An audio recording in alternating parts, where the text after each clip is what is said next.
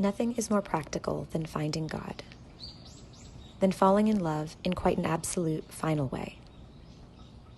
What you are in love with, what seizes your imagination, will affect everything. It will decide what will get you out of bed in the morning, what breaks your heart, and what amazes you with joy and gratitude. Fall in love, stay in love, and it will decide everything. Hello everyone, and welcome to the Nagatsuka Jesuit Retreat Center here in Hiroshima, Japan. My name is Mary, and I'm a 2014 Boston College alumna. I graduated with a degree in international studies, and then I moved here to Hiroshima, where I co-founded a peace education nonprofit called Peace Culture Village. I have the immense privilege of working with atomic bomb survivors and their descendants to tell the story of what happened in Hiroshima to people from around the world.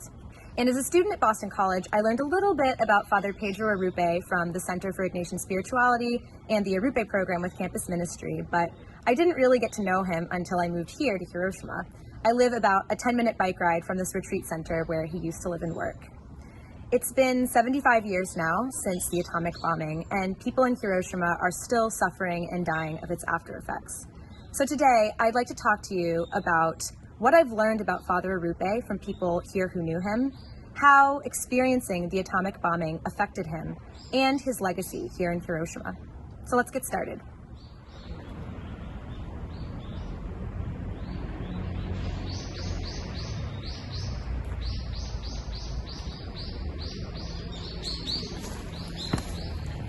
Father Arrupe was born in the Basque Country of Spain in 1907, and he went through several years of medical training before he entered the Jesuits at the age of 20. God really put it in his heart to come here to Japan, and he finally arrived here in 1938. Father Arrupe was the novice master here when this building was still being used as a novitiate for Jesuits in training. And in true Jesuit enculturation fashion, Father Arrupe and his novices studied Japanese language, calligraphy, Zen meditation, and tea ceremony. And as you can see, this building looks a lot like a Japanese temple, which made it more inviting and familiar to people around here. Today, this building is actually used as a retreat center that caters to the spiritual needs of people of all faiths. So it doesn't only offer Mass and Taizé, but it also offers yoga and meditation and lots more. This building was also almost 4 miles from the hypocenter of the atomic bombing. So now I'd like to talk to you a little bit about what Father Arrupe experienced on August 6, 1945.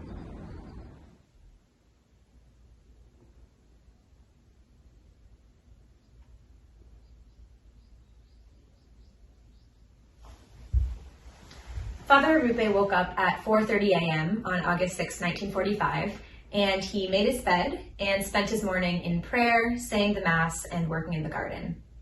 And there were 2 air raid sirens that went off at 6 and 7 a.m., but he didn't really pay them much mind because they were fairly routine at the time.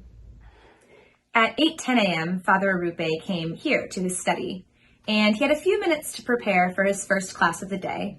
As he was in the midst of preparation, he heard a deafening noise.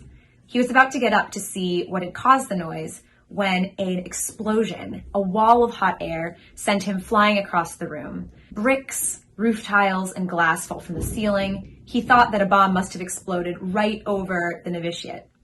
But when the dust settled and he went outside to see what had happened, he found the novitiate mostly intact.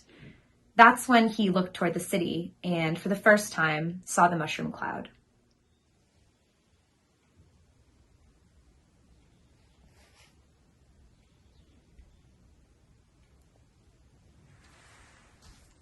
We're now standing in the chapel of the Nagatsuka Jesuit Retreat Center. Before the atomic bombing, Father Arrupe used to spend time praying here with the novices. But immediately after the bombing, they converted this room into a temporary hospital, where Father Arrupe treated over 150 atomic bomb survivors fleeing the burning city. Father Arrupe was trained in medicine, but he had no supplies, and the victims were severely injured, burned and bleeding. Some of them had dead and burned skin hanging in strips from their fingernails. Others were swollen or would exhibit radiation poisoning symptoms like bleeding from the gums or hair loss. And so the novices treated the burns with fat. They found what limited medical supplies they could, and they used bed sheets as bandages. Father Arrupe even used his office desk as an operating table. And out of the 150 bomb victims that they treated, miraculously, all of them but one survived. Later that evening, Father Arrupe and some of his novices entered the burning city to rescue some of their fellow Jesuits that had been less than a mile from the hypocenter. They found them severely injured and bleeding to death. Father Arrupe had to pick over 50 shards of glass out of the back of one of his fellow Jesuits, and then they brought them back here to the novitiate, where again, under Father Arrupe's care, they miraculously survived. Some of the Jesuits that cooperated with Father Arrupe are buried here today. And Father Arrupe continued to enter the city of Hiroshima, helping to cremate over 50,000 bodies and caring for the wounded, ignoring the warnings of the mysterious lethal gas in the city that we know today as radiation.